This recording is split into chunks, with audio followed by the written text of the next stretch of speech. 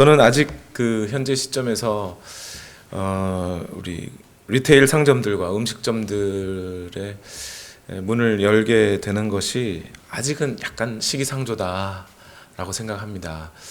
한국처럼 코로나 바이러스 확진자가 이제 국내 확진자로는 0명인 적이 있었다 그러죠. 엊그제.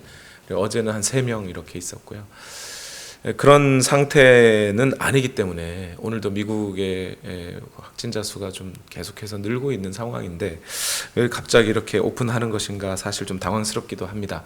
그런데 한편으로는 이렇게 일찍 열어야 되는 이유를 알 것도 같은 그럴 수밖에 없겠구나 하는 생각이 드는 뉴스가 엊그제 있었는데요.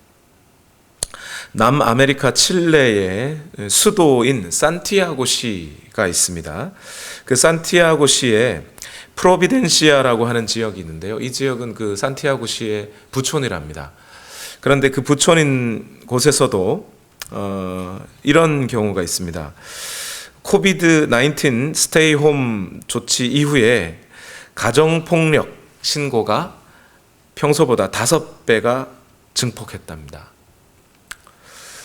격리 이전, 그러니까 집에서 머무십시오 하고 격리했던 이전 20일과 그 이후 20일간의 가정폭력 신고 건수를 비교했더니 500%, 그러니까 5배가 늘어났다는 거예요. 칠레만 그런 게 아니에요. 미국도 그런데요. 미국도 그 스테이홈 레귤레이션이 반려된 이후에 가정폭력 신고 건수가 24%가 증가했답니다. 스페인도요. 외출 제한령을 내린 다음에 온라인으로 가정폭력 상담을 신고해 주는 분들이 평소보다 270%가 늘어났다는, 거의 3배가 많아졌다는 거예요. 이런 갈등 끝에 결국 비참한 일들이 일어나기 시작했는데요. 아르헨티나 부에노스아이레스에서는 지난달에 40세 여성과 7살 난 그녀의 딸이 집에서 숨진 채 발견이 됐다고 합니다. 경찰이 조사를 해봤더니 동거남이 범인이었는데요. 이 다툼 끝에 가족들이 같이 지내다가 보니까 그 다툼 끝에 결국 그 아내와 딸을 죽였다는 거예요. 5월이 가정의 달입니다. 꼭 가정의 달이 아니더라도 말이죠. 이런 일들은 참 너무하다는 생각이 들지 않나요? 다른 어떤 때보다 지금 가족들이 같이 집에서 서로를 지켜가면서 서로를 보호하고 아끼고 사랑해줘야 할 그런 때잖아요. 그런 때에 어떻게 가족이 폭력을 저질러서 결국에는 그 죄 없는 7살짜리가 무슨 죄가 있습니까, 사실. 그냥 무슨 잘못이 있다고 걔를 그렇게 때려서 그렇게 죽게 하느냐 말이에요. 이런 어처구니 없는 일들이 지금도 우리 현실 가운데서는 일어나고 있고, 또 그런 이해할 수 없는 일들이, 그러니까 정말 죄 없자 여자아이 7살짜리가 무슨 죄가 있습니까, 사실. 그런 죄 없는 아이들이 어떻게 죽고 있는가 하는 이런, 우리로서는 사실 쉽게 이해하거나 받아들이기 어려운 일들이 사실 우리 주변에 지금도 일어나고 있어요. 이런 상황 속에 우리 그리스도인들이 살아가고 있는데, 이러한 세상을 바라보면서 우리 그리스도인들은 도대체 어떤 생각을, 또 어떤 안목을 가지고 이 세상을 바라보고 또 대해야 하겠습니까?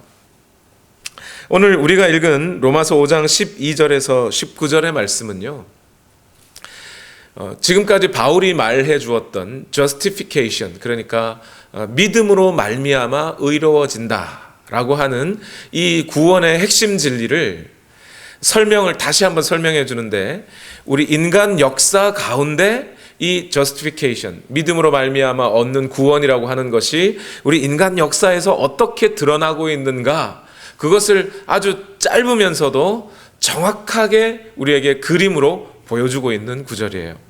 너무 이 구절에 대한 어떤 설명들이 많은데 존 스토트라고 하는 분이 어떻게 설명하고 있는지를 좀 이해하면 좋을 것 같습니다.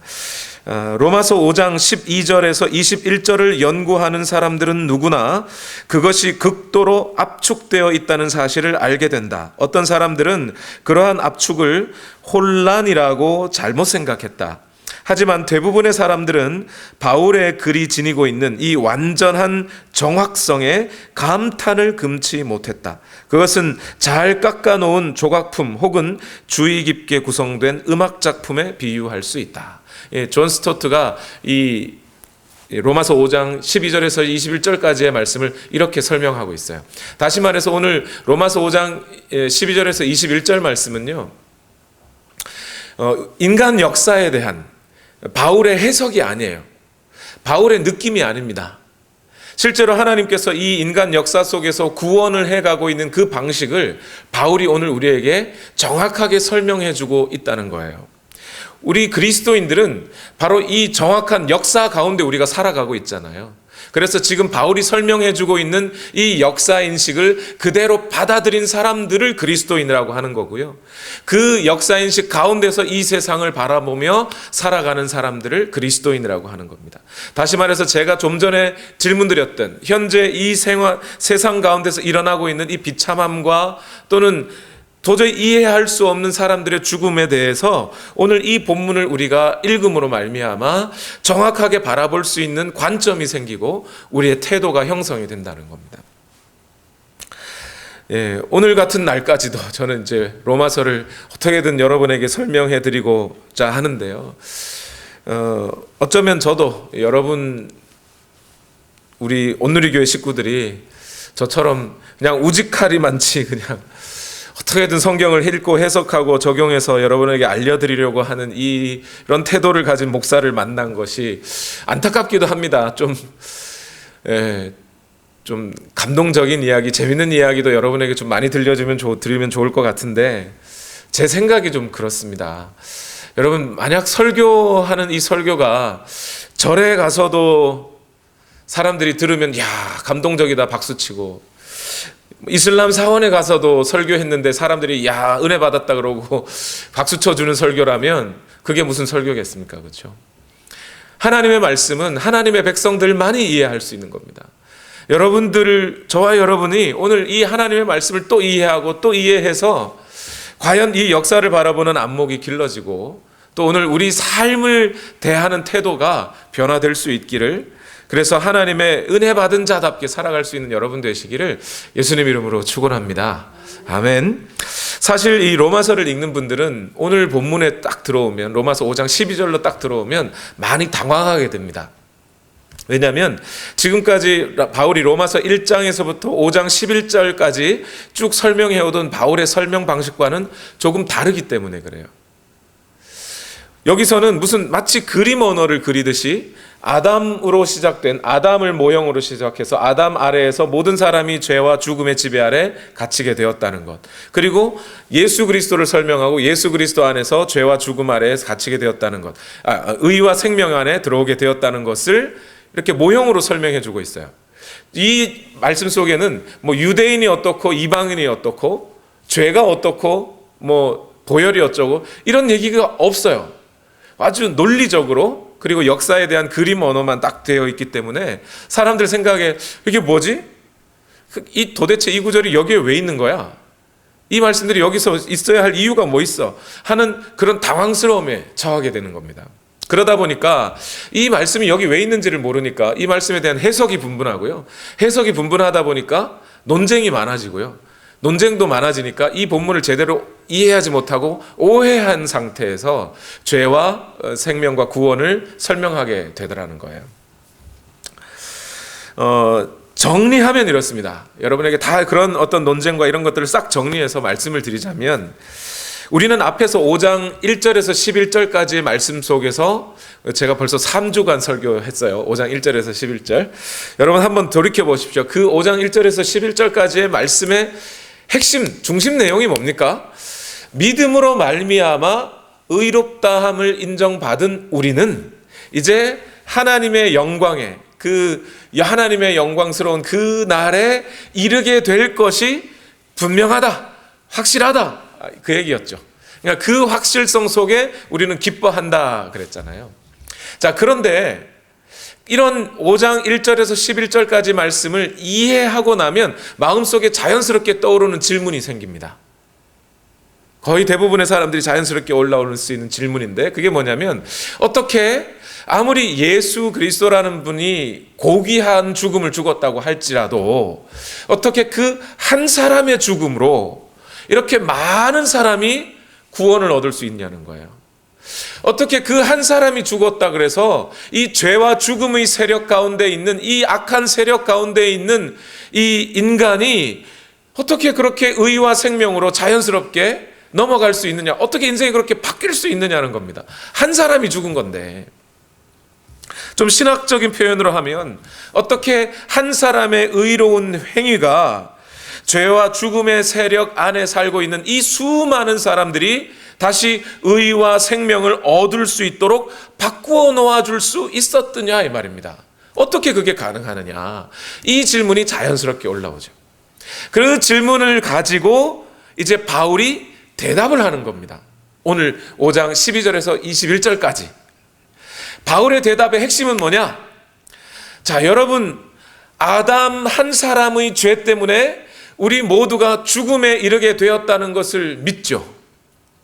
그러면 예수 그리스도 한 사람의 의 때문에 우리 모두가 의롭게 되고 생명을 얻게 된다는 것은 믿을 수 있지 않느냐는 거예요. 우리가 보통 우리 인생에서 죄와 죽음에 대해서 처해 있고, 지금 코로나라고 하는 질병 때문에 우리가 죽을지 살지 고민하고 그걸 걱정하면서 연약함 가운데 처해 있는 이 상황을 아담을 탓합니다. 그죠? 아담 때문에 우리가 이렇게 됐다는 거 아닙니까? 그죠? 그렇다면 오늘 우리가 의로워지고 미래의 하나님의 영광에 이르게 될 것이 확실한 것은 누구 때문이라는 거예요? 예수 그리스도 때문이라는 거죠.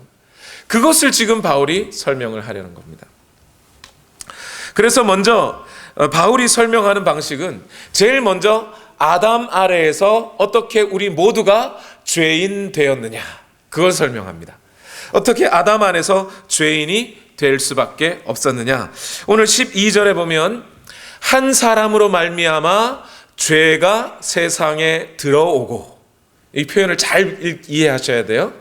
한 사람으로 말미암아 죄가 세상에 들어오고 그 죄로 말미암아 죽음이 이르는 것 같이 모든 사람에게 죽음이 이르렀다. 왜냐하면 모든 사람이 죄를 지었으니까. 이게 로마서 5장 12절의 선언입니다. 여기서 말하는 한 사람이라는 것은 아담을 이야기하는 것이 분명하지요. 아담이 에덴 동산에서 하나님께서 선악을 알게 하는 나무의 열매는 먹지 마라 라고 하셨던 그 명령을 불순종한 죄 때문에 결국 이 세상에 죄가 들어왔다는 거예요. 그리고 그 죄 때문에 아담은 죽게 되었죠. 죄를 짓는 날에는 정령 죽으리라 하셨으니까 그 죄 때문에 죽는 거죠. 자, 여기까지는 이해가 됩니다. 그런데 12절 하반절은 갑자기 도약을 하고 있어요. 이해가 안 돼요. 왜요? 모든 사람이 죄를 범하였으므로 모든 사람이 죽게 되었다, 이렇게 말해요. 이것은 이해가 잘 안 됩니다. 왜 그러냐면 특히 유대인들은 무엇이 죄라고 여겼냐면 율법을 어기는 행위가 죄예요. 그렇죠? 근데 유대인만 그런 게 아니라 오늘 우리도 그런 생각을 갖고 있잖아요. 그죠? 현대를 살아가고 있는 개인들이 다 그래요. 아니, 내가 무슨 죄를 지었다고 내가 죄인이야? 보통 우리가 그리스도 안에 예수 그리스도를 믿고 들어올 이때부터 믿음의 신앙의 초기부터 갖게 되는 질문이잖아요. 아니, 나는 죄 지은 적은 없는데, 살인을 한 것도 간음을 한 것도 아닌데 무엇 때문에 내가 죄인이 되어야 되는 거지? 라는 생각을 하게 되죠. 유대인들도 마찬가지입니다. 그래서 바울은 여기서 이 부분을 설명할 때 12절 다음에 이렇게 이야기를 하고 있어요. 율법이 있기 전에도 죄가 있었다. 아담과 같은 죄를 짓지 않은 사람들도 죽음의 지배를 받았다. 이렇게 설명하고 있어요. 여러분 이게 무슨 얘기냐면 율법이 있기 전에도 죄가 있었다. 여러분 율법은 어디서 누구를 통해 주어진 거예요? 모세를 통해 주어진 겁니다. 그러면 지금 바울이 말하는 율법이 있기 전이란 모세 시대 이전을 말하죠. 아담부터 모세 사이를 말합니다. 이때에도 죄가 있었다. 그러나 사람들이 율법이 없으니까 죄를 죄로 여기지 않았을 뿐 죄가 있었던 것은 분명하다. 왜요? 뭘 보니까 그때 사람들이 죽었어요? 살았어요? 죽었어요. 죽었으니까. 죄가 있었으니까 그들도 죽는 거라는 거예요. 그러면서 바울이 설명합니다. 비록 그들은 아담과 같은 죄를 짓지 않았지만 죄인이라는 거예요. 아담은 어떤 죄를 지었어요? 아담은 하나님께서 명령을 했습니다. 먹지 마라, 먹으면 죽는다라고 명령을 하셨고, 그리고 아담은 그 명령을 듣고 그 명령에 불순종한 거예요. 그런데 여러분 가인만 하더라도 가인은 언제 하나님께서 야 너는 동생 죽이면 안 돼, 살인하면 죄야 라는 이야기를 들었습니까? 안 들었어요. 안 들었지만 그는 살인했고요. 그리고 그것이 죄로 인정되어 죽었습니다. 가인도. 그렇죠. 지금 바울이 설명하고 있는 것은 비록 아담과 같은 죄를 짓지 않아도 그들 모두가 죄를 지었다는 거예요. 율법이 없어도 죄인이라는 겁니다. 이렇게 설명을 해도 그죠? 사실은 좀 잘 받아들여지지가 않습니다. 여전히 그러면 나는 살인 안 했는데, 꼭 살인하라는 말 난 듣기 전에도, 예수 믿기 전에도 나는 살인한 적이 없는데 내가 무슨 잘못을 했어? 라는 생각이 들게 되죠.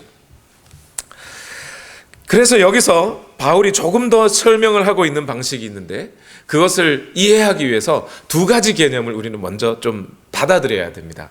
첫 번째 뭐냐면, 바울이 설명하고 있는 방식은 뭐냐면 죄는 전염되는 거라는 겁니다. 마치 바이러스가 전염되듯이 죄는 전염되는 거라는 거예요.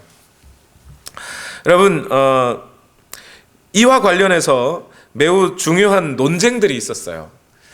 어거스틴이라고 5세기에 어거스틴이라는 학자와 펠라기우스라고 하는 신학자가 있었는데 이 둘이 논쟁을 했습니다. 어떤 걸로 논쟁했냐면 어거스틴은 무슨 얘기를 했느냐, 아담 한 사람의 죄가 있고 그 죄가 전염되어서 아담이 지은 죄를 원죄라고 한다면 그 원죄, 오리지널 신이 우리 모두에게 전염되었기 때문에 우리는 죄인이라는 겁니다. 오늘 우리가 개인적으로 어떤 죄를 지었건 안 지었건 관계없이 우리는 죄인이라는 거예요.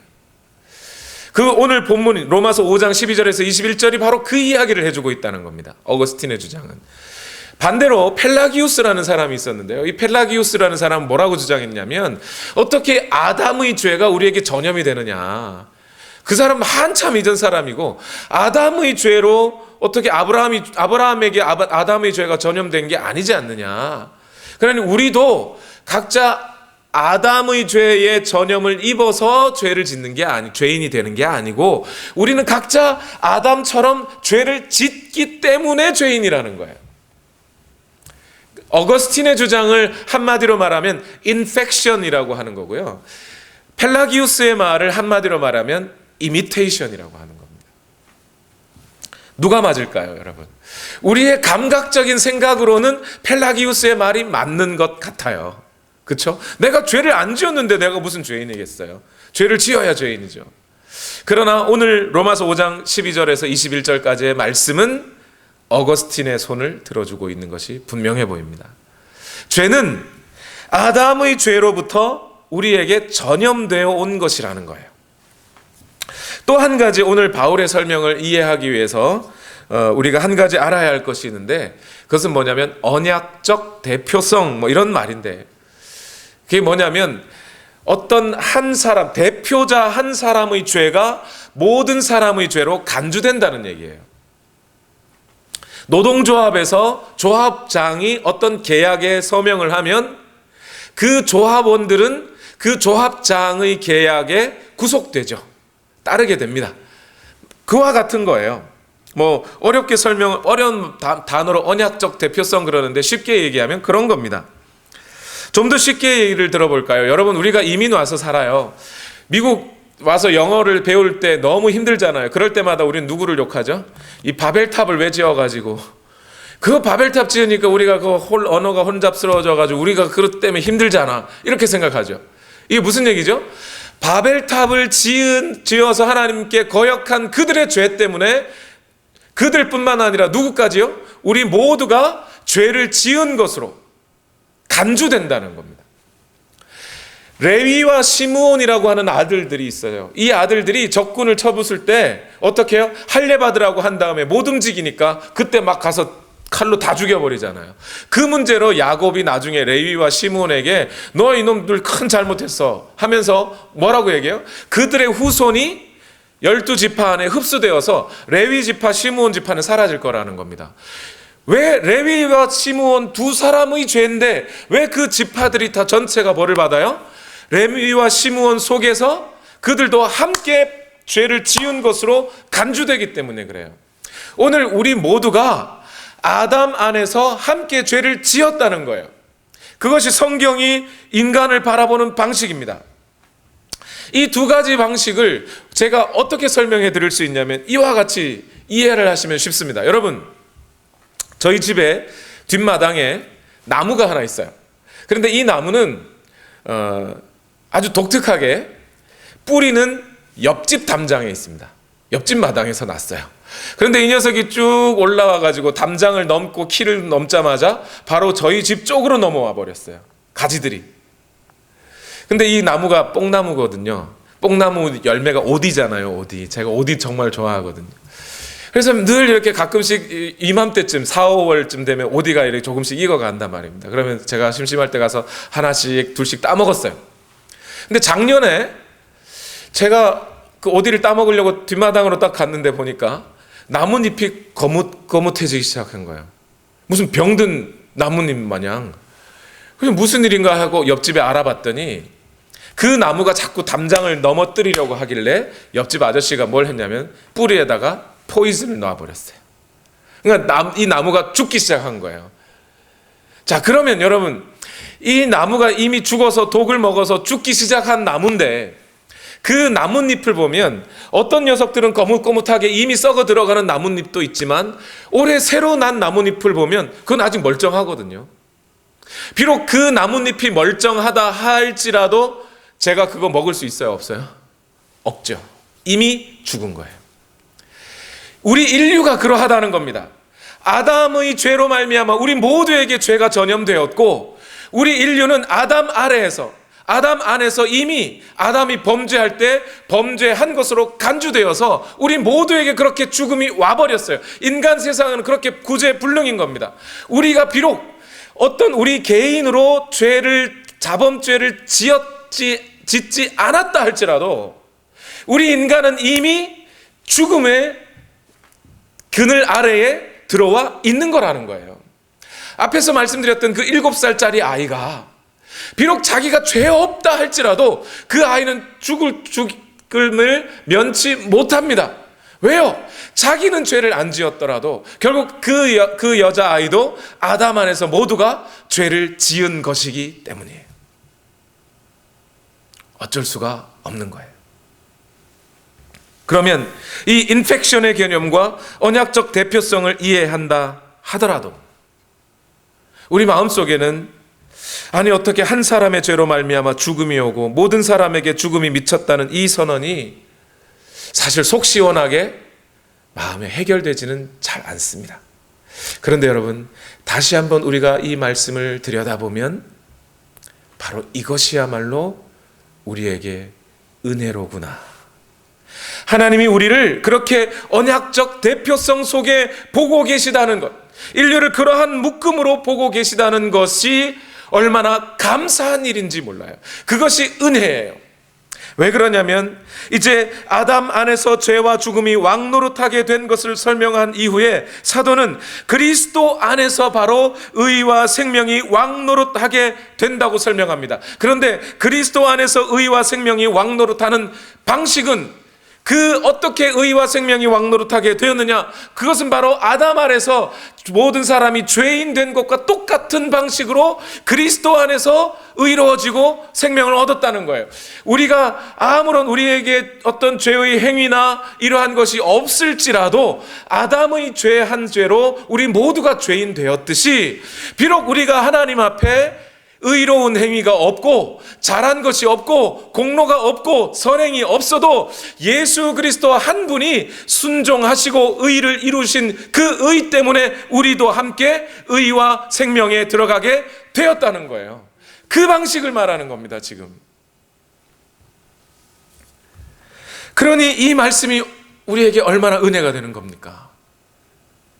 우리가 하나님 앞에 의로워지기 위해서 우리가 노력한 것이 없어도 그리스도께서 십자가에 달려 죽으시고 그리스도께서 완성해 놓으신 율법의 의, 그것이 그대로 우리에게 다 뒤집어 쓰게 되는 거라는 겁니다. 우리가 한 게 없어도. 그래서 우리는 하나님의 영광에 이를 소망을 가질 수 있게 되었다는 거예요. 우리 이 말씀은 좀 감동적으로 함께 읽어봅시다. 로마서 5장 18절에서 19절 말씀 시작. 그러니 한 사람의 범죄 행위 때문에 모든 사람이 유죄 판결을 받았는데 이제는 한 사람의 의로운 행위 때문에 모든 사람이 의롭다는 인정을 받아서 생명을 얻게 되었습니다. 한 사람이 순종하지 않음으로 말미암아 많은 사람이 죄인으로 판정을 받았는데 이제는 한 사람이 순종함으로 말미암아 많은 사람이 의인으로 판정을 받을 것입니다. 여러분, 우리가 죄인으로 태어나게 된 것은 어디까지나 아담이 대표로 되어 있는 그 아담의 가문의 후손으로 우리가 태어났기 때문에 우리는 죄인인 거예요. 그러나 반대로 우리가 예수 그리스도가 대표로 되어 있는 그 예수 그리스도의 가문의 후손으로 태어난다면, 그러면 우리는 동시에 의인이 되게 되는 것이죠. 이것이 사도 바울의 논증이에요. 예수 그리스도를 우리의 조상으로 가진다면 예수 그리스도 안에 있는 자는 비록 그의 행실이 어떠하였든지 간에 그는 더 이상 죄인이 아니라 의인의 신분으로 다시 태어난다는 겁니다. 이러한 표현을 우리 주 예수 그리스도께서는 너무나 쉽게 이렇게 설명해 주셨어요. 요한복음 15장 5절 말씀입니다. 같이 읽읍시다. 시작. 나는 포도나무요 너희는 가지이다. 사람이 내 안에 머물러 있고 내가 그 안에 머물러 있으면 그는 많은 열매를 맺는다. 너희는 나를 떠나서는 아무것도 할 수 없다. 우리는 다른 가지, 가짜 포도나무 가지에 있던 우리 가지였는데 하나님께서 우리를 잘라 예수 그리스도라고 하는 참 포도나무에 접붙임을 해 주었다는 거예요. 그래서 우리가 그리스도 안에 있다면 우리는 많은 열매를 맺습니다. 이 열매란 우리가 전도해가지고 막 몇 명 전도해왔냐, 막 포도송이 막 열매, 이 열매가 아니고요. 의의 열매, 그리스도의 의라는 열매, 그리스도가 의로우니까 우리도 함께 의로워졌다는 그 구원의 열매를 말하는 거예요. 그리스도 안에 없으면, 우리가 그리스도 안에 있는 것이 아니라면 떠나서는 아무것도 그 열매를 맺을 수 없습니다. 바로 그 얘기예요. 여러분, 알곡과 쭉정이 얘기도 그 얘기입니다. 내가 얼마나 착하게 살았냐, 착하면 알곡, 안 착하면 쭉정이, 그런 뜻이 아니라 그리스도 안에 있는 자들이 알곡이요, 그리스도 안에 있지 않은 자들이 쭉정이에요. 그러면 목사님, 이 그리스도의 십자가 이전의 사건 있었던 사람들, 예수님이 십자가를 지심으로 새로운 족보를 여시고 새로운 가문을 여셔서 그 안에 있는 사람들이 의로워졌다면 말입니다. 그러면 예수 그리스도 안에 있는 사람들, 즉 예수님의 십자가 이후에 있는 사람들만 그럼 구원을 받은 건가요? 아니, 그런 뜻이 아니에요. 지금 예수님의 십자가는 인류 역사 가운데 세워지기도 했지만 예수님의 그 십자가는 인류 역사 위에 세워진 십자가예요, 여러분. 바울은 이 말씀을 계속 설명하고 있는 거예요. 그리스도의 사역은, 그 예수 그리스도의 십자가 사역은 역사 위에 세워진 것이기 때문에, 즉 예수 그리스도는 두 번째 아담, 새로운 대표자이시기 때문에 그 그리스도 안에 있는 자들이라면 과거에 예수 그리스도의 십자가 사건 역사적으로 이전에 있었던 사람들이라 할지라도 소급하여 구원을 얻을 수 있다는 겁니다. 이거를 어떻게 설명드릴 수 있을까요? 여러분, 이렇게 설명드리면 좋겠습니다. 아담이 죽었습니다. 그죠? 예수님, 하나님의 말씀에 따라 죽었습니다. 죽었는데 당장 죽었나요? 당장 죽은 게 아니고 한참 있다가 죽었어요. 그죠? 몇 살에 죽었나요? 잘 기억은 못 하시죠? 근데 한 몇백 살쯤 살았은 것 같아요. 자, 그러면 그냥 몇백 살이라고 하지 말고 예를 들어서 한 6,000살이라고 합시다. 7,000살, 8,000살. 그 정도 살다가 죽었다고 생각을 한번 해봅시다. 그러면 그 아담으로부터 아담이 이렇게 서 있으면 역사 가운데 죽는 게 아니고 서 있으니까, 그죠? 아담의 아들도 서 있겠죠, 그죠? 손자도 서 있겠죠. 계속 이렇게 쭉 어디에? 이 세상에 이렇게 아담부터 해서 쭉 사람이 서 있는 거예요. 그래서 사실 이스라엘의 족보는요, 위에서 아래로의 족보가 아니라 옆으로 세워놓는 족보예요. 이렇게 족보로 쭉 세워놨습니다. 다 이렇게 살아 있습니다. 그런데 아담이 어떻게 했다는 거예요? 죄의 문을 열어버렸다는 겁니다. 그래서 죄가 세상으로 들어왔다, 인펙션 되었다는 거죠. 들어왔다. 그러니까 여러분, 코로나 바이러스에 걸린 사태에서 여러분 쉽게 이해하실 수 있죠? 한 방에 10명이 앉아 있는데 한 명이 코로나 바이러스에 걸린 사람이었어요. 그러면 그 방에 있는 10명 전체를 코로나 바이러스에 걸린 사람으로 간주해야 되잖아요. 그죠? 그렇듯이 이 세상이라는 방 안에 아담부터 해서 그 후손들이 쫙 이렇게 늘어 있는데, 아담이 죄의 문을 여는 바람에 그 죄가 들어와서 모든 사람이 죽게 되었다는 겁니다. 모든 사람이 죄인이요 죽은 사람으로 간주되어 버렸어요. 이러한 상황 가운데 예수 그리스도께서 오시는 겁니다. 방독면을 들고. 조건이 없어요. 착하고 나쁜 거나 구분 없이 그 예수 그리스도를 믿음으로 나오는 자들에게 방독면 준다는 겁니다. 그러면 그 주님이 주시는 방독면을 쓰고 있는 동안 살아요. 지금 바울은 이 설명을 하고 있는 거예요. 그 예수 그리스도께서는 그래서 아담부터 인류 역사 전체를 아우를 수 있는 분이셔야 하죠. 그래서 성경은 계속해서 예수 그리스도가 인류의 대표자라고 설명을 해주고 있어요. 그것을 일관되게 계속 이렇게 이야기합니다. 여러분, 마태복음 1장 1절에 가면 예수님의 족보가 나옵니다. 아브라함과 다윗의 자손 예수 그리스도의 족보다 하면서 시작해요. 그런데 그 족보를 보면 이상한 것이 한 가지가 있어요. 분명히 아브라함이 이삭을 낳고, 이삭이 아브라함이 임신한 게 아닌데, 그죠? 분명히 아버지가 아들을 낳고 아들이 손자를 낳고 이렇게 쓰여져 있어요. 그죠? 아브라함이 이삭은 야곱을 이렇게 쭉 가다가 예수님께 가면 분명히 예수님의 아버지는 요셉인데 요셉이 예수를 낳았다라고 쓰지 않고 마리아가 예수를 낳았다라고 쓰고 있어요. 왜 그런 거죠?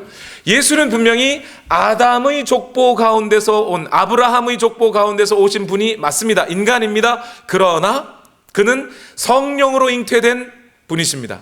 그래서 그는 하나님이십니다. 그걸 설명해 주는 게 아브라함의 족보였다는 거예요. 누가복음도 똑같아요. 누가복음도 예수님에 대해서 족보를 거꾸로 쓰고 있어요. 아래에서 위로. 근데 쭉 올라가고 그 위는 누구고 그 위는 누구고 그 위는 누구고 올라가다가 보면 결국 제일 꼭대기에 아담까지 간 다음에 누가는 한 번 더 아담 위는 하나님이다 이렇게 표현하고 있어요. 그 얘기는 뭐죠? 분명히 이 예수는 아담의 후손으로 오신 분이 맞습니다. 그러나 그는 또한 하나님으로부터 온 자라는 얘기예요. 그래서 그분은 사람이면서도 하나님이시라는 표현을 그 족보를 통해 하고 있는 거예요. 이 족보가 중요한 것은요, 창세기 5장 족보 때문에 그렇습니다. 제가 그래서 오늘 로마서 강해를 하기 전에 창세기 강해를 먼저 한 거예요. 여러분, 창세기 5장에 족보가 있는데 거기에는 아담의 족보가 나와요. 아담 아래 가인, 아벨, 셋 이런 쭉 이야기가 쭉 나오는데 그 족보에 보면 다 어떻게 돼요? 누구는 누구를 낳고 몇 살을 살다가 죽었고, 누구는 누구를 낳고 몇 살을 살다 죽었고, 그 족보가 계속 나와요, 창세기에. 그리고 창세기 중간에 가면 또 그 족보가 이어서 나오고 또 족보가 이어서 나오고, 마지막에 마태복음과 누가복음에 가면 그 족보가 다시 한번 나옵니다. 그런데 이 족보의 가장 특이점은 뭐죠? 결국 창세기로부터 이어졌던 그 족보가 마태복음, 누가복음에 가서는 예수 그리스도로 끝납니다. 그 이후로 예수는 아들을 낳지 않으셨습니다. 왜 그럴까요? 예수 그리스도의 십자가의 죽으심으로 말미암아 인간의 육신의 족보, 아담의 족보는 끝난다는 겁니다. 그리고 다시 예수 그리스도는 3일 만에 부활하시죠. 부활하신 후 예수 그리스도는 다시 그 부활하신 예수 그리스도로 말미암아 새로운 가문과 족보를 열기 시작하셨어요. 아담의 족보 속에는 육체로 태어나면 그 아담의 족보 안에 들어갈 겁니다. 그렇죠? 그러나 아담의 족보 안에 있는 사람은 필연적으로 죄와 죽음 가운데 들어가게 됩니다. 그 굴레를 벗어나려면 죽는 수밖에 없어요. 그래야 그 족보에서 벗어날 수 있습니다. 그래서 예수 그리스도는 아담의 족보 안에 오셔서 거기서 죽으신 거예요. 그러나 예수 그리스도의 족보는 아담의 족보는 거기서 끝나지만 이제 예수 그리스도로 시작되는 영적인 족보들이 다시 시작하는 거예요. 성령으로 거듭난 자들은 이제 예수 그리스도의 족보 안에 들어가게 되는 겁니다. 바로 이것을 로마서 1장 2절에서 4절까지, 제가 로마서 1장을 시작하면서 아주 길게 강의해서 설명했던 부분이에요. 로마서 1장 2절에서 4절까지 말씀을 다시 읽어볼까요? 시작. 이 복음은 하나님께서 예언자들을 통하여 성경에 미리 약속하신 것으로 그의 아들을 두고 하신 말씀입니다. 이 아들은 육신으로는 다윗의 후손으로 태어나셨으며 성령으로는 죽은 사람들 가운데서 부활하심으로 나타내신 권능으로 하나님의 아들로 확정되신 분이십니다. 그는 곧 우리 주 예수 그리스도이십니다. 그래서 이 예수 그리스도 안에 들어오는 자들, 비록 육체적으로는 우리 모두가 다 아담 안에 있는 자들이지만 그러나 영으로 거듭나 그리스도의 가족 안으로 들어오는 자들은 하나님의 자녀가 되는 것이죠. 예수가 하나님의 아들이시니 우리가 그 족보 안에 들어가서 예수 그리스도와 함께 하나님의 자녀로서의 족보를 우리는 영적으로 얻게 된 거라는 거예요. 우리의 노력이 아니고 우리의 힘이 아니고 우리의 선행이 아니고 우리의 공로가 아니라 오직 예수 그리스도의 희생과 죽으심 때문에 하나님의 은혜로 우리를 그 하나님 예수 그리스도의 족보 안으로 넣어주신 것이라는 거예요. 그래서 이제 예수 그리스도의 족보 안으로 들어온 자들은 하나님의 자녀가 되고 하나님의 영광에, 하나님의 심판에서 죽는 게 아니라 하나님의 그 영광에 이르게 될 것이 확실한 거죠. 그것을 설명하고 있는 것이 오늘 아담과 그리스도의 대표자로 설명하고 있는 로마서 5장 12절에서 21절 말씀이에요. 여러분, 우리 그리스도인들에게는 이것이 확실합니다.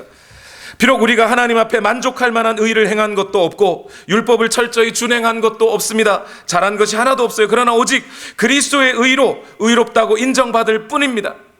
그러나 그 의롭다고 인정받은 것은 오늘 우리 과거의 모든 죄의 문제를 해결해 줄 뿐만 아니라 오늘 현재 하나님의 자녀로서 하나님 앞에 나아가 예배하고 기도하고 찬양할 수 있도록 해줌과 동시에 장차 하나님의 영원한 심판에서도 구원을 얻게 해주시는 바로 그러한 의로움의 인정받음이라는 거예요. 이것을 저와 여러분이 아무 공로 없이 그리스도 안으로 들어오게 되었다는 겁니다. 그렇다면 우리 그리스도인들은 이제 이 세상을 향하여 이러한 인간의 역사에 대해서 어떻게 이해하고 받아들여야 할까요? 여러분, 이제 인생을 살아가실 때 첫 번째로 여러분께 이 말씀을 바탕으로 해서 드릴 수 있는 말씀은 담대하시라는 겁니다. 어깨 좀 펴고 사세요. 그리스도 안에 있으면 안전합니다. 비록 홍수가 몰아쳐도 노아의 방주 안에 있으면 안전했듯이 구원을 얻을 수 있었듯이 하나님의 무지개를 볼 수 있었듯이 이제 저와 여러분이 그리스도 안에 있다면 이 험한 인생 가운데서도 얼마든지 안전하게 구원을 이루어 가실 수 있습니다. 담대하십시오. 율법이 있어도 죄인이었고 없어도 죄인이었다면 말입니다. 그렇다면 오늘 우리가 의롭게 되었을 때에도 율법이 있어도 의롭고 없어도 의로운 겁니다. 다시 말해서 저와 여러분이 그리스도 안에 있다면 그 그리스도인들을 정죄하고 죄 있다고 해줄 만한 법 자체가 없는 거예요. 그래서 로마서 8장 1절에서 2절에 가면 사도 바울이 그렇게 말하지요. 이제 그리스도 예수 안에 있는 자에게는 결코 정죄함이 없나니 그리스도 안에 있는 자들에게는 그 정죄함이 없습니다. 담대하게 살아가십시오. 저희 아이들이 운동회가 되어서 초등학생 때 미국에 와가지고 잘 살고 있나 걱정돼서 운동회 때 필드데이 때 찾아가 봤더니 잘 놀고 있더라고요. 아빠 왔다고 저기서부터 엄마 아빠인지도 저 같으면 잘 안 보였을 것 같은데 저기서부터 막 아빠 그러면서 뛰어오더라고요. 다른 애들은 안 뛰어와요. 다른 애들이 뭐라고 저를 뛰어오겠습니까? 저한테 아빠 그러겠습니까? 여러분, 그렇게 하나님을 아빠라 부르면서 담대하게 이 땅을 살아가십시오. 누구도 여러분을 하나님의 사랑에서 끊을 자가 없습니다. 그러나 동시에 겸손하십시오. 오늘 우리가 예수 그리스도의 보혈을 믿어 죄 사함을 받고 내 인생의 주인 되신 분이 나를 위해 죽어주신 예수 그리스도이심을 믿으십니까? 아멘. 그리고 내가 오늘 그 십자가를 볼 때 나의 죄 때문에 죽어주신 예수 그리스도였음을 인정하십니까? 그 사랑에 감사하고 있다면 말입니다. 그래서 오늘 로마서 5장 12절에서 21절에 있는 이 역사를 바라보게 하시는, 이 역사를 그대로 드러내놓고 설명하고 있는 이 역사에 대한 전망이 저와 여러분의 생각과 가치관 속에 뚜렷하게 자리 잡고 있다면 말입니다.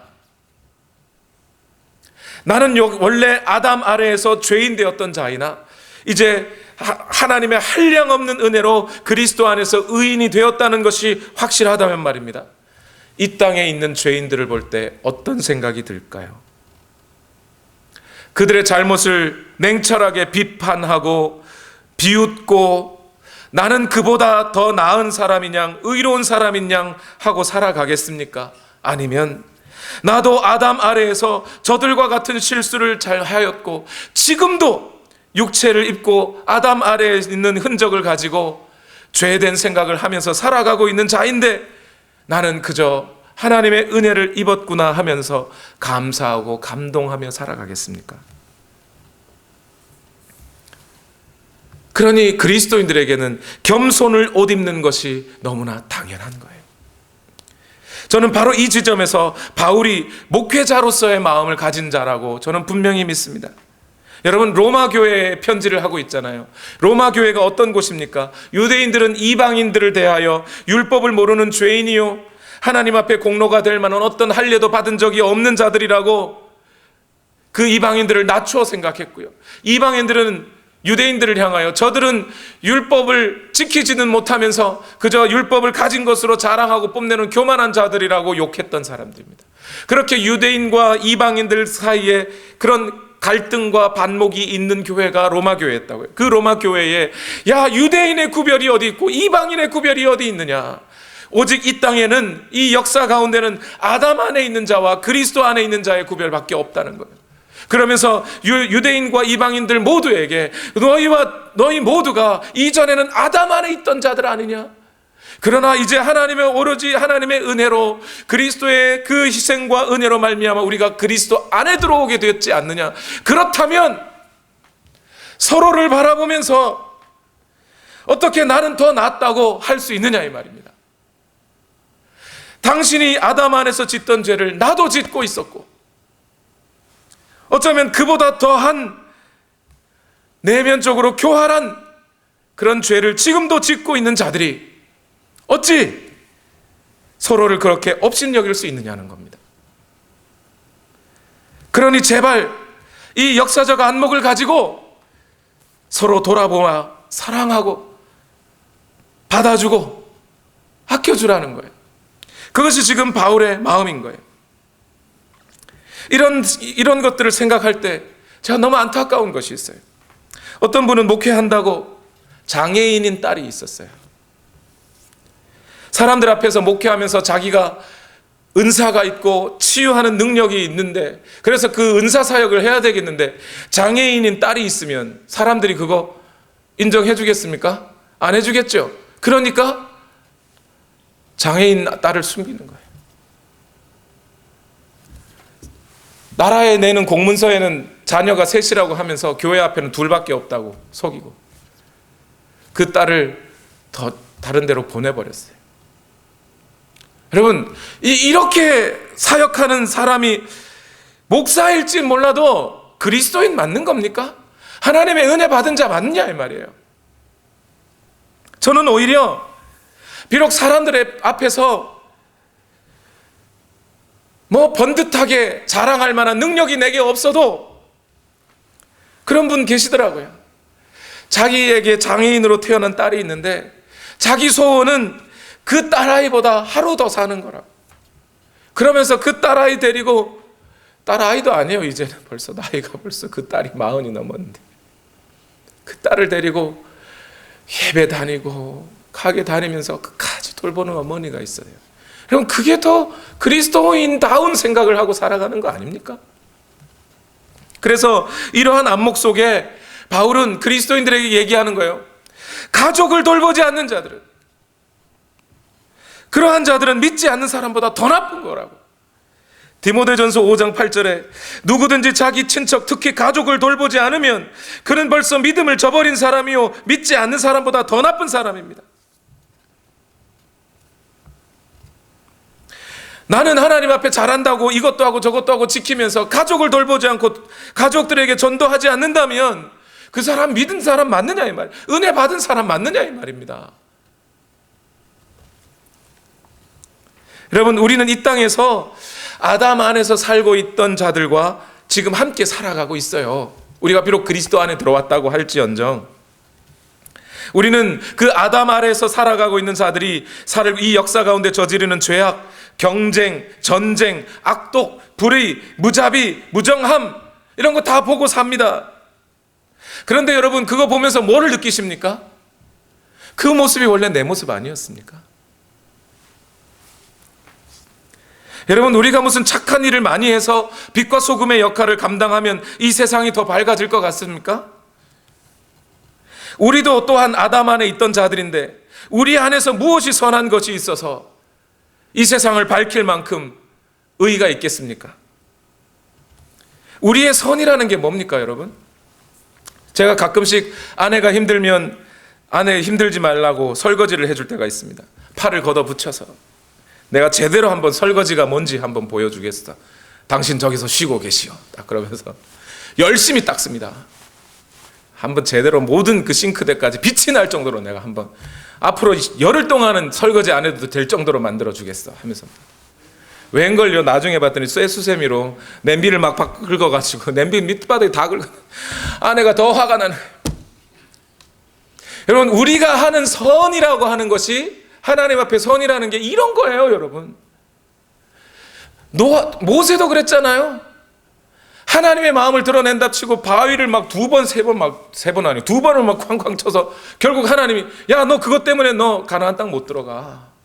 내가 언제 이스라엘 백성들에게 화내고 그들에게 하던 자였냐? 나 오래 참는 하나님이었다. 근데 모세 때문에 하나님이 그냥 화내는 하나님으로 바뀌어버렸잖아요. 노아도 하나님을 예배한답시고 포도주 드립다 마시고 취해가지고 수치를 보였던 자 아닙니까? 우리가 하나님 앞에 선을 행한다고 하는 그 선이라는 게 원래 이런 거란 말이에요. 이런 선을 가지고 뭘 그렇게 자랑할 게 있어요? 뭐 우리가 교만할 게 있습니까? 제가 저 자신에게 이 말씀을 적용해서 보면 제가 이렇더라고요. 제가 제 형과 관계가 제일 힘들어요. 저는요. 어렸을 적에부터 저는 지금도 사실 쉽지는 않아요. 형을 대하는 것이 그렇게 어려워요. 가족인데도 말이에요. 저희 형 볼 때마다 어떻게 저하고 형하고는 같은 어머니 배에서 태어났는데도 불구하고 그렇게 다른지 모르겠어요. 나중에 보시면 알겠지만 생긴 것도 다르고요. 말하는 것도 좀 다르고요. 성격도 다르고요. 제 아내도 가끔씩 그래요. 야, 정말 둘이 다르다. 근데 저 형을 보면, 어릴 적에부터 보면 왜 그렇게 이기적이든지요. 자기가 얻기 위해서는 뭐 동생 거라도 얼마든지 뺏어가요. 특히 양말. 전 빵꾸 난 양말 싫어하는데 형만 신으면 빵꾸 나는데 어느 순간 보면 제 양말 하나도 없고 형이 다 빵꾸 내놓고 있고요. 그렇게 싫더라고요. 학교 갈 때도 어떻게 형이 재수해가지고 형이 갈 때가 돼서 제가 덩달아 제가 가고 싶은 대학교를 못 갔어요. 왜 그렇게 이기적이고 자기만 아는지, 왜 그렇게 부모님을 속을 그렇게 썩여대는 건지 자기가 하고 싶은 일이 있으면 여기저기 다 돈 끌어다 쓰면서 말이에요. 빚져가지고 쓰면서 왜 그렇게 속만 썩이고 있는지. 그런데 여러분, 제가 요즘 느끼는 게 뭔지 알아요? 제가 어릴 적에 형을 이기적이라고 자기만 한다고 그렇게 싫어했는데 요즘 제가 그러고 있더라고요. 제가 신학생이고 목사인데도요, 나는 나의 의의를 챙기는데 바쁘더라고요. 이게 무슨 얘기냐면, 결혼을 하고 얼마 안 됐어요. 저와 제 아내가 한 7년 연애하고 결혼을 한 건데, 결혼해도 싸우잖아요. 근데 저희 아버지가 결혼하기 전날 저에게 말씀해 주신 게, 결혼하면 여자는 이름이 없어진다. 네가 이름 꼭 불러줘라. 두 번째, 아무리 부부싸움을 했더라도 각방은 쓰지 마라. 각방 쓰는 순간 사이는 더 멀어진다. 그래서 그 두 가지를 철저하게 지키고 살아가려고. 근데 신혼 전부터 여러분 싸워요, 안 싸워요? 뭐 7년을 연애했든 70년을 연애했든 신혼의 때는 많이 싸워요. 싸우는데, 싸우면 같이 자고 싶어요, 안 자고 싶어요? 안 자고 싶죠. 같이 같은 방이 어디 있어요? 집이라도 따로 쓰고 싶죠. 근데 저는 그래도 어쨌든 아버지의 말씀을 지켜야 해. 그러면서 어떻게든 서로 화해하고, 내가 잘못한 것이 있으면 말하고, 그렇게 해서 서로 마음을 편하게 해서 같은 방에서 자야지 하려고 자꾸 아내를 설득하고, 내가 잘못했다 그러고 막 미안하다고 그래요. 어느 날 아내가 듣다 못해서 저한테 그러더라고요. 여보, 지금 당신이 나에게 미안하다고 하고 화해하자고 하는 거, 당신 마음 편하자고 하는 거 아니냐고. 정말 내 마음 편하게 하려고 나를 위해서 지금 화해하는 거냐고. 지금 그 말을 딱 듣는데 이게 청천벽력 같아요. 그 말이 맞잖아요. 저는 그냥 내가 아버지 말씀에 순종하는, 그나마 난 좀 멋있는 남자야 라는 그런 나 속에 내가 갖고 있는 그런 나 스스로의 자기 의의를 챙기기 위해서 아내에게 미안해하고 있더란 말이에요. 여러분, 이러한 잘못을 사실 우리도 갖고 있는 거 아닙니까? 여러분, 정말 하나님 나라 천국 가고 싶으세요? 그 하나님 나라, 하나님 보고 싶어서, 예수님 보고 싶어서, 그 예수님 때문에 천국 가고 싶으세요? 아니면 이 땅의 삶이 고달프니까 거기 가고 싶은 거예요? 조금이라도 좀 편해보고, 아유, 내 이렇게 골치 아픈 세상 좀, 아유, 내가 얼른 하나님 나라 갔으면 좋겠네. 그게 솔직한 우리 마음 아니에요? 우리가 그러한 마음을 갖고 있는 동안 우리는 뭐 하고 있는 거죠? 하나님의 마음에 상처를 입히고 있는 거 아니냐 이 말입니다. 내가 잘 살고 내가 편해 보려고 하나님 나라가 가고 싶은 거, 그 하나님이 정말 하나님 입장에서 그 기분 좋은 일입니까? 어쩌면 우리는 이 세상에서 저 아담 군상들이 살아가고 있는 것을 보면서 아유, 나쁜 놈들 할 때가 아니라 그 죄를 나도 짓고 있구나, 그렇게 생각해야 되는 거 아니냐 말이에요. 물론 그렇다고 여러분 너무너무 안타깝게만 생각지는 마십시오. 비록 저와 여러분의 인생이 이처럼 누더기 같고, 누더기라고 표현해서 죄송합니다, 가끔씩 진흙투성이 같아도 그러한 인생에 대하여 하나님은 상을 준비하고 계십니다. 저희 형에게도 믿으니까, 하나님을 믿으니까 상 준비하고 있을 거라고 믿고요, 저에게도 그러할 거라고, 여러분에게도 그러한 상급이 예비되어 있을 것을 믿습니다. 그러한 것을 생각할 때 하나님의 사랑이 얼마나 큰지요, 그렇죠? 우리 말씀을 맺고 우리 기도하기 전에 우리 이 찬양을 함께 드립시다.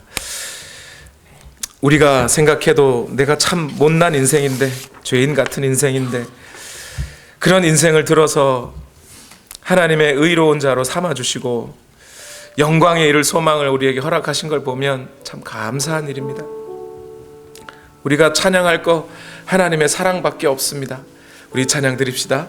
그 크신 하나님의 사랑, 그 크신 하나님의 사랑 말로 다 형용 못하네.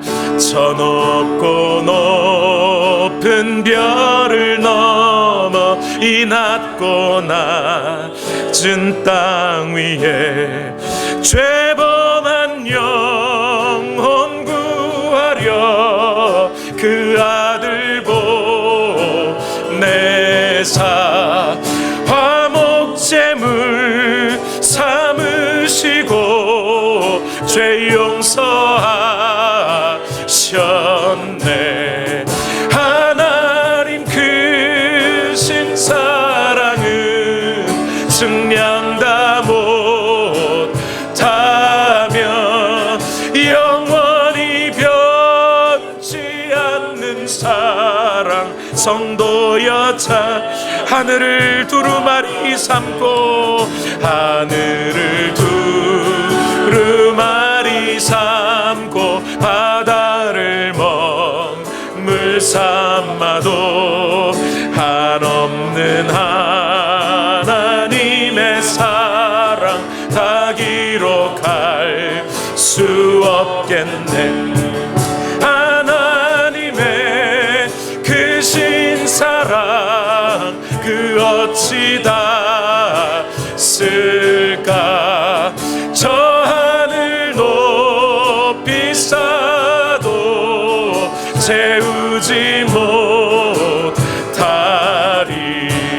하나님 크신 사랑은 증량 다 못하며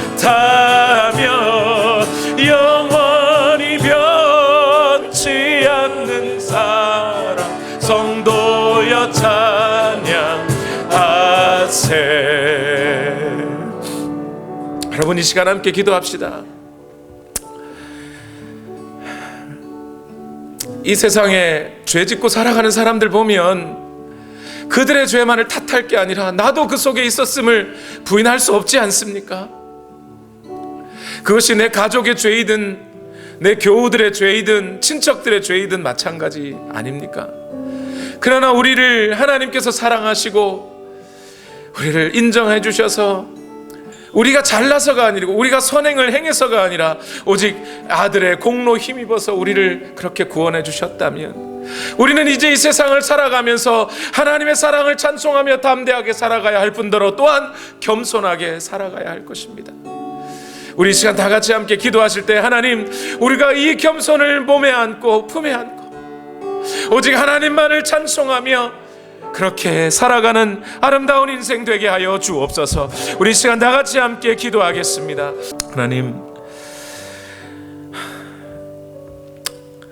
비록 우리가 죄인이었으나 아담 안에서 죄 지은 죄인이나 그리스도 안으로 우리를 옮겨주셨으니 이 사실이 얼마나 감사한 일인지요. 우리가 한 것도 없는데 이렇게 우리를 건지신 하나님의 은혜를 생각하면 참 면목 없고 죄송스럽고 그렇습니다. 하나님, 우리가 이 마음 구원받았다고 하는 이 은혜, 이 믿음이 늘 우리 안에 있어서 우리 자신을 낮추고 겸손하게 행하며 또한 이 세상 사람들을 사랑하되 우리 주님이 사랑하신 것처럼 끝까지 사랑하며 그렇게 살아갈 수 있는 우리가 되기를 원합니다. 주님 붙들어 주시옵소서. 오직 하나님께서 우리를 그렇게 은혜를 허락하셔서 이렇게 구원해 주셨으니 저 영원한 하나님의 나라에 이를 때까지 우리를 그렇게 인도해 주실 것을 믿습니다. 우리를 인도하여 주시옵소서.